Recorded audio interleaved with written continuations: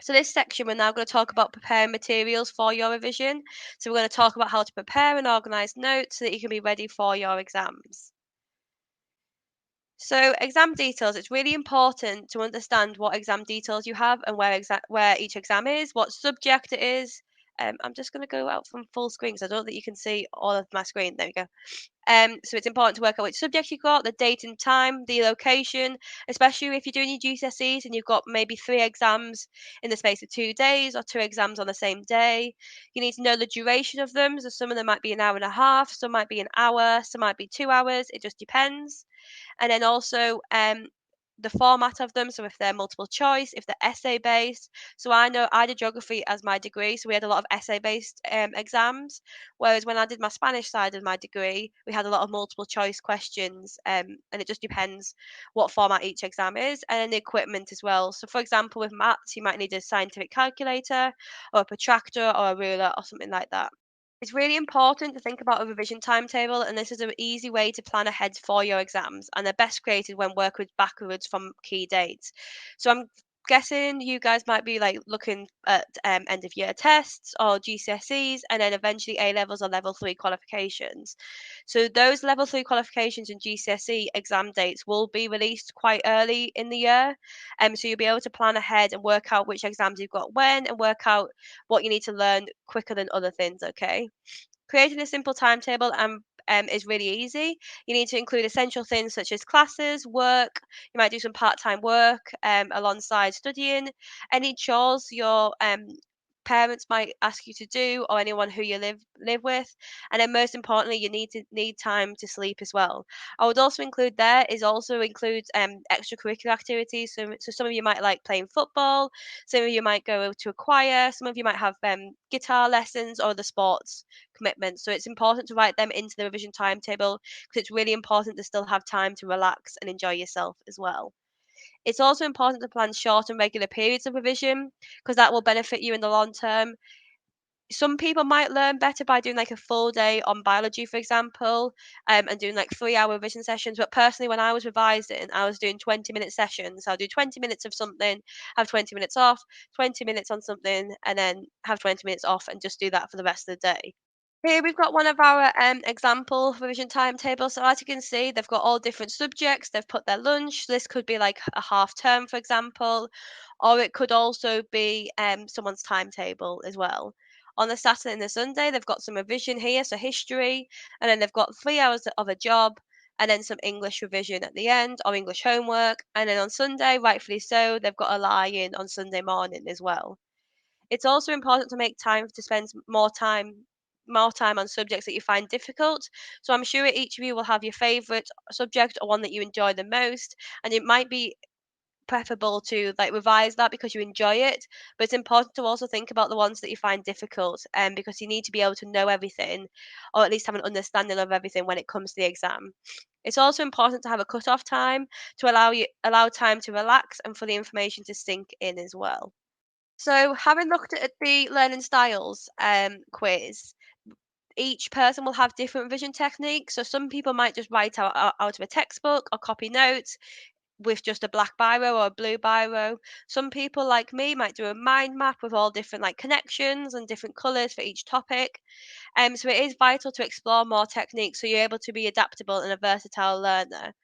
You may want to start by gathering all notes that you have and organize them by subject. This could make it easy to revise when you're using your revision timetable, but also it might be overwhelming. So you might just want to take biology one day and just think, right, okay, I'm going to do biology. I'm going to do about the human body first, and then we'll go on to plants and animals afterwards.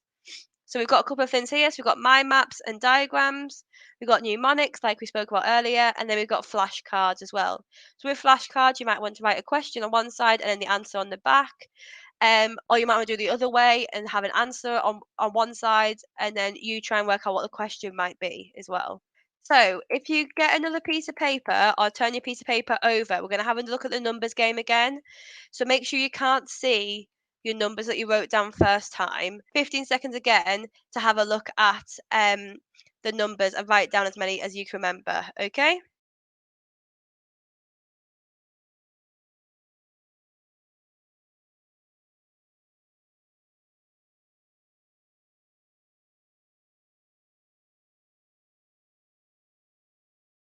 And now write down as many numbers as you can remember on that piece of paper. Try not to look at the first attempt that you did.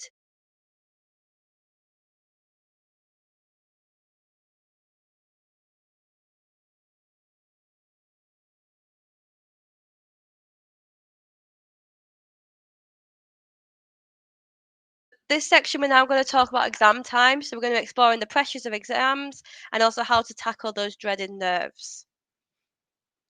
So the first thing to remember is that it's important to manage your time correctly. This will give you the best chance at reading and attempting all the questions and proofing your answers. So try not to, when you open your exam paper, try not to spend half an hour on one question if you've got like 10 more questions and you only have an hour for your exam. This is where it's really important to have a look at practice paper questions and do it in timed conditions, so then you get used to how long you should be spending on each question. When you read questions in your exams, I'm sure teachers will tell you this all the time. You need to look out for and highlight the key words of what the question is asking you to do. So we'll go through these all together. So you've got analyze. So that's where you break down the content of a topic or issue into its elements in order to provide an in-depth account and convey an understanding of it. You've got discuss. So this means that you need to set out both sides of the argument for and against and come to a conclusion. There should be some evidence of balance, though not necessarily of equal weighting. So when I used to write essays, I used to do like discuss ones. I used to do like three positives or three for arguments and then three against arguments, which is okay, but you don't need to try and like do that all the time. You can have four arguments for and then two arguments for against. It just depends what you're writing about. Describe. So this is where you give an account in words of a phenomenon, where it might be an entity, an event, a feature, a pattern, a distribution, or a process. So for example, in geography, they might be asking you to describe a landform. So like a stack or an arch or something like that. That's really important. So you need to like describe it, talk about the size of it, the scale, what's it made of, and where is it as well. You've got explain. So this is where you set out the causes and other factors which influence its form nature. This is a high level skill, and it's harder than description because you can just describe something, but you need to explain why it's happening or like some of the factors. So it might be like explain the reasons why people migrate to the coast, for example, or something like that. So you're going to give the examiner some reasons why or some factors why. Okay. Evaluate. So that's where you consider several options, ideas, or arguments, and you come to a conclusion about their importance, success, and worth. Critically, this is what you do a lot of in university when you critically analyze. Um, so this sometimes comes up like critically assess or critically evaluate. So this invites you to examine an issue from a point of view of a critic with a particular focus on the strengths and weaknesses of the points of view being expressed. Summarize. So this is where you provide a brief account of relevant information from a passage or text. This should not be word for word copy of the passage, but a shortened version of the events that highlights key interest points. And finally, annotate. So this might be in biology or in science where you have to add to a diagram, image or graphic, and you need to add like a number of words that describe and or explain features rather than just identifying them. So these aren't just the only ones. So these eight aren't the only keywords that you can have in exams. There's loads more, and some subjects might have certain ones. So it's definitely important to work out what these keywords mean. When I was doing my GCSEs, quite a few of my lessons would be talking about keywords and what it means exactly, and what you need to include in each bit. So finally, we're just going to talk a little bit about top tips. So we're going to finish off with some of our helpful top tips and how to prepare for exams head on. It's really important to keep your daily routine when you are doing exams. You may think, I don't have time to go out with my friends. I don't have time to go and play football. I don't have time to go to my swimming lesson, for example. But it is still really, really important. So we suggest you should meet with friends, not just at school, but outside of school. Exercise regularly. So, like, go on a bike, go for a walk, go for a run. If you live near the beach or near a coast or like a national park or a little like woodland, go for a walk. But even you could just go around your estate if you wanted to as well. If you enjoy listening to music or to podcasts, definitely do that. Get some fresh air, connect with people. It's really important when you're doing exams to eat a balanced diet. So some of you might not eat breakfast, some of you might do, but it's really important to make sure you're eating healthily when you're doing your exam. Plan and aspire, so you can think about the future, thinking about why you're doing these exams. Um, this also helps with motivation with your revision, for example, as well, and also experience culture. So if you've just moved to a new place, or if you want to go on holiday somewhere, it's really important to go and do that because you should go and experience culture. It's not revise all the time, okay? So it's important to avoid exam stress. So thinking about this individually, imagine you've been talking to a new student, and based on your current knowledge, experience, and information you've learnt today, what advice would you give to someone who says they are worried or suffer from exam nerves? What would you say to that student? Just thinking about what we've talked about earlier today. So we've got a couple of here. So you need to prepare, so you need to know when and where your exams are and find out what you will need. You need to be organized, so you need to make a timetable of everything you do, including your social life. Also, you can make a list of all of your exams, and then once you've done them, you can cross them off, which is what I did, and it's very satisfying crossing off an exam once you've done it. You can also manage your time, so planning ahead and doing about 40 minutes a day should stop you cramming the night before. I know some people like to look at revision material the night before, but don't be waiting up like 6, 7 hours, not going to sleep, worrying about it. If you start early, you shouldn't need to do that. And also prioritize. So what do you need to revise? Don't just revise the things that you're good at or the things that you enjoy. We've just got some more top tips here. So we've got one, know your exams. So as I said, make sure you know your exams well in advance. Don't come up to the week before and ask your teacher, "Oh, when's my exam?" And she says, or they say tomorrow or something like that. I Work out when your exams are. Again, if they're GCSEs or major exams, you will get these in a lot of notice. Secondly, you need to plan your revision.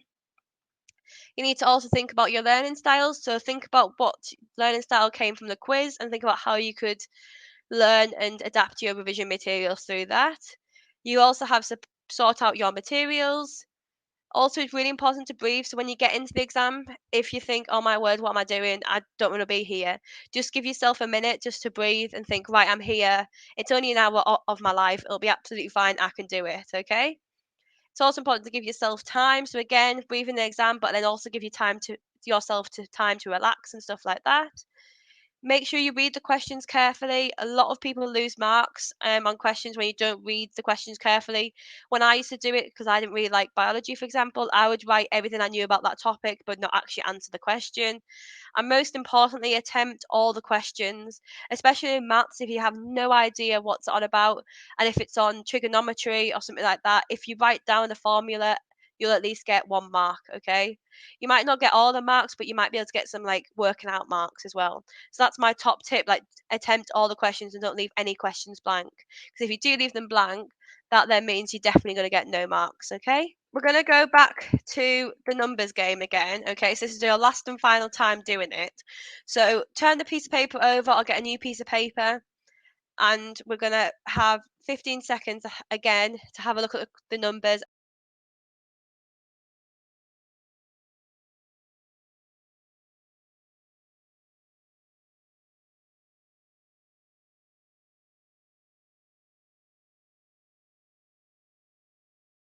Right, so write down as many as you can remember. If you're in a classroom setting at the moment, don't look at each other's. Try to do it as individually as possible.